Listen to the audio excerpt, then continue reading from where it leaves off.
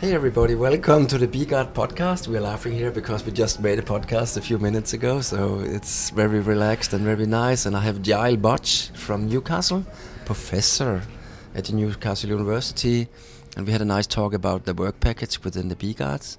But what's very interesting for me is as well is the people that are behind the BGuard project. What kind of knowledge do they come, or how was the journey to getting where they are today? And Giles, Newcastle, Great Britain, how did it start? Well, I guess it started at Newcastle for me about 6 years ago. And I don't have a background of working in academia.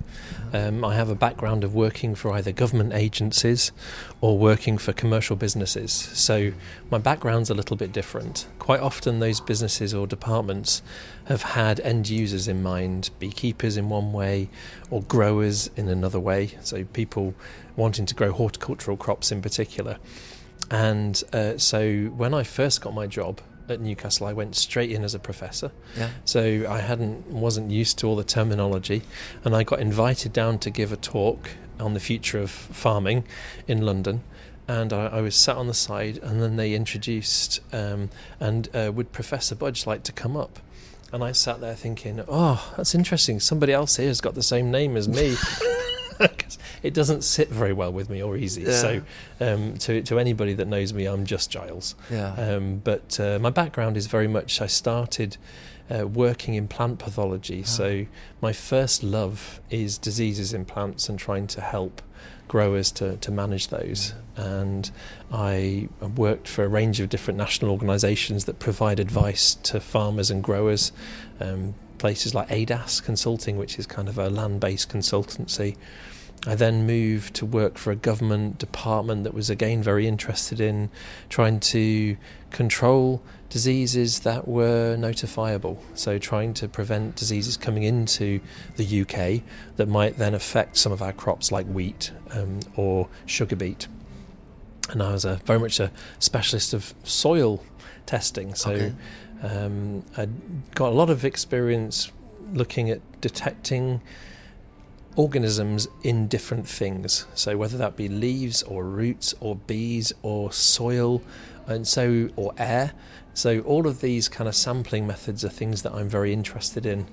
And then I got my PhD, and it wasn't in bees, it was still in plant pathology, it was in molecular plant pathology. And then I got an opportunity to get a postdoctoral position. And I got that in the National Bee Unit in the UK. And then, because they saw the skills... Is that in York? Yeah, that's in York, right in the north of England. Yes. And they saw some of the skills that I had within diagnostics and surveillance and detection, and they didn't have those things for bees at the time. And so they thought, well, we know a lot about beekeeping and bee pathology. We can teach him those things. We'll bring these skills into the bee unit. So that's when I started working. My first experiment, I say, was 2004. It's about 20 years ago now. I started working with bee pathogens and thinking about how to detect and then control bee diseases. And that's really been my background. And I worked for the bee unit or for around the bee unit right up until I went to Newcastle.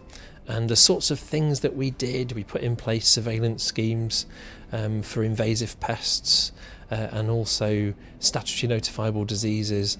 Most recently at Newcastle, we've worked a bit on the Asian hornet, the yellow-legged hornet.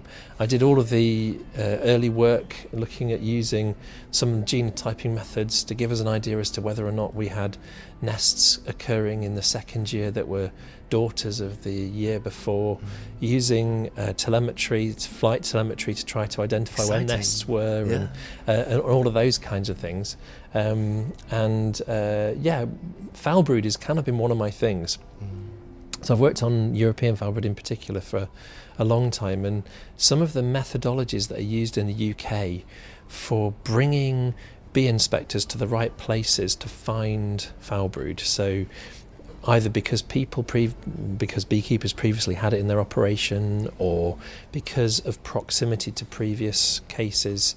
A lot of those kind of rules that are in place now are part of a result really of some of the work that we've done over the years. So this national surveillance programs is something that I'm very, very interested in. Okay. And that links in very well with what we're doing within Bee Guards. Yeah. Just now, because I'm getting very curious. So how did the surveillance and keeping out the Asian hornet, how is it doing actually? Just give me a short update on it. Yeah. It's spreading and spreading more and more. Yeah, I've got a lot. Did you slow it down, or were you able? I think so. Yeah. So the Asian or yellow-legged hornet was first found in the UK in 2016. Yeah.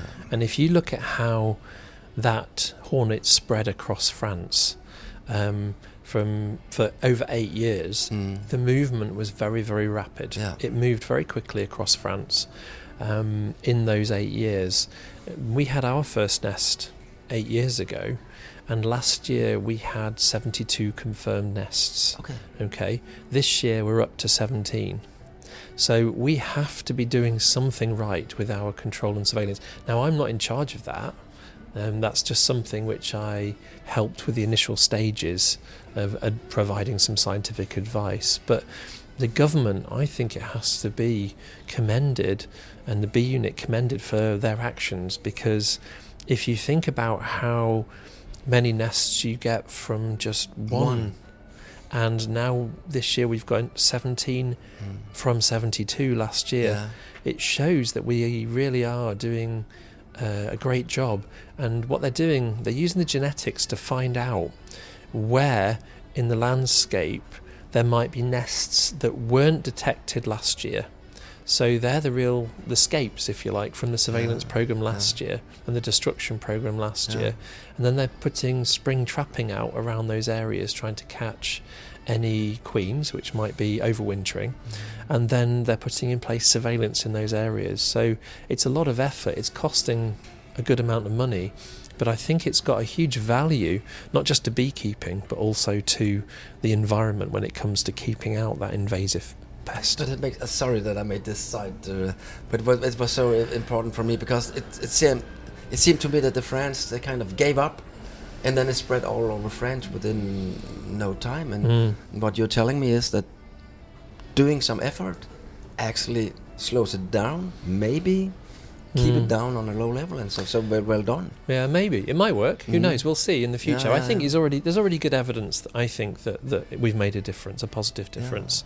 But we are an island, so we do have a little bit some advantages over mainland Europe. Okay, back to you. Sorry, it was me. That's okay. But it became so exciting. So the work itself that we've done over the years is what makes having a chat interesting. Yeah, right? exactly. So then I moved to Newcastle. I set up a bee health group at Newcastle, which hadn't had a bee health group before. The closest we had was Jerry Wright, who worked very heavily on honeybee nutrition. You might know her work from previously. She moved down to Oxford to continue her work just as I moved up, and that was a shame because I was really looking forward to working with her. But we've had lots of excellent PhD students come through the lab, working on different aspects of trying to generate whole genome sequencing for statutory notifiable diseases like European foul brood. Tomorrow, Holly Puffle's going to talk about her PhD where she was trying to develop these protocols and can now do whole genome testing for £23 a sample or something. Something very, very accessible for governments or even the beekeeping community. Beekeepers. Beekeepers. And as I say, we did a bit of work on the surveillance systems. We did a bit of work on modelling climate change and future disease threats. We've done some work on chronic bee paralysis virus and chronic bee paralysis, and tried to better understand how the virus is moving through colonies and what beekeepers can do about trying to reduce the impact of the disease on a colony that might end up, unfortunately, with that difficult disease. And then I'm teaching, do some teaching, and I've recently started a directorship. I'm director of research and innovation now for the school.